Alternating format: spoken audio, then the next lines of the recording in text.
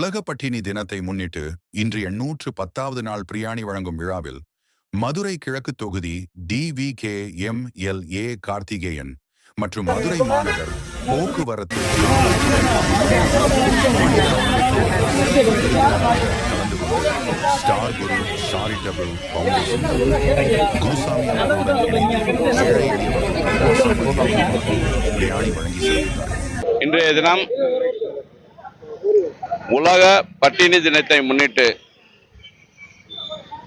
தமிழக வெற்றி கழகத்தின் தலைவர், தமிழக முதல்வர் தளபதி விஜய் அவர்களால் ஆணையிடப்பட்டு அந்தந்த பகுதியில் உள்ள ஏழை எளியவர்கள் பசியார உணவு வழங்க உத்தரவிட்டதின் பேரில் இன்றைய தினம் மதுரை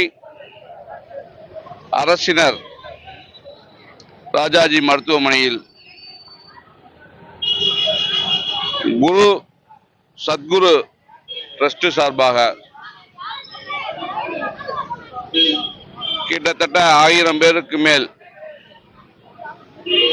பிரியாணி விருந்து, பழங்கள், தண்ணீர் கேன், ஸ்வீட் ஆகியவை வைத்து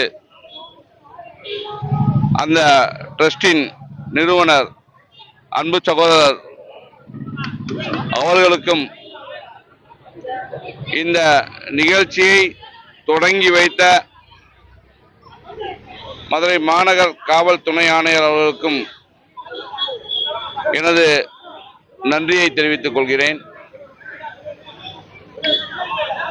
ஒவ்வொரு ஆண்டும் இந்த மாதிரி பட்டினி தினத்தன்று மட்டும் ஏழை எளியோருக்கு உணவு வழங்காமல் தினசரி இன்று 810வது நாளாக இந்த உணவு வழங்கும் நிகழ்ச்சியை நடத்தி வந்திருக்கின்ற இந்த சத்குரு ட்ரஸ்டை நான் மனதார பாராட்டுகிறேன், வாழ்த்துகிறேன்.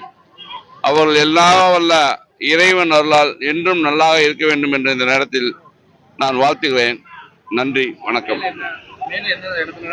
மேலும் மதுரை புதுப்பட்டியில் உள்ள அரசினர் தொழுநோயாளிகள் மறுவாழ்வு மையத்திலும், மதுரை வண்டியூர் பகுதியில் கிட்டத்தட்ட ஒரு 1500 பேருக்கு இதே மாதிரி பிரியாணி மற்றும் பல வகைகள் வழங்கும் விழாவும் அடுத்தடுத்து நடைபெறுகிறது. முதலில் புதுப்பட்டிக்கு வழங்கணும், அடுத்து GHல இப்போ கொடுத்துருக்கோம். அடுத்து மதுரை வண்டியூர் பகுதிக்கு சொல்கிறேன். அதே மாதிரி திருப்பாலை பகுதியில் வழங்கியிருக்காங்க, ஆணையூர் பகுதியில் வழங்கியிருக்காங்க. இப்படி தொகுதிக்கு உட்பட்ட அனைத்து பகுதிகளிலுமே இந்த பட்டினி தினத்தை முன்னிட்டு அனைவருக்கும் பசியார உணவு அளிப்பதில் உள்ளபடியே தமிழக வெற்றி கழகத்தின் சார்பில் நாங்கள் உள்ளபடியே மகிழ்ச்சி அடைகிறோம். நன்றி, வணக்கம்.